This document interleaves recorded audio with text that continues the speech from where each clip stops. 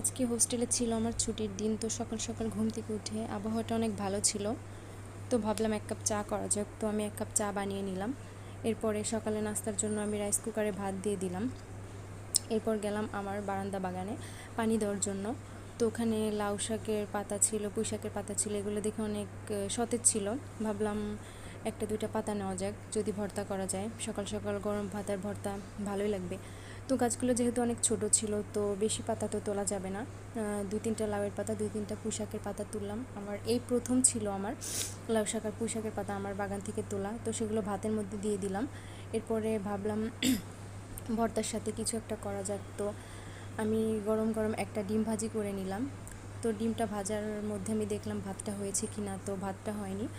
এর মাঝে ডিমটা ভাজার পরে আমি ভাতটা দেখলাম কিছুটা হয়ে গেছে, তখন আমি ভাতটা নামালাম। এরপরে দেখলাম ধোয়া ওটা ভাতে পাতাগুলো হয়ে গেছে, তো আমি তখন পাতাগুলো ভর্তা করা শুরু করলাম। সরিষার তেল দিয়ে ভর্তা করলে ভালোই লাগে, তো কাঁচা পেঁয়াজ দিয়ে সরিষার তেল দিয়ে আমি ভর্তা করলাম। ভর্তা করা শেষে এখন ধোয়া ওঠা গরম ভাত সাথে ভর্তা, এগুলো বাসা ছাড়া আসলে ফিল পাওয়া যায় না। তো অনেক দিন পর বাসা বাসা ফিল হচ্ছে। আজকের দিনটা আমার ভালোই গেল, সকাল সকাল ভাত খেতে পারলাম। আল্লাহ হাফিজ।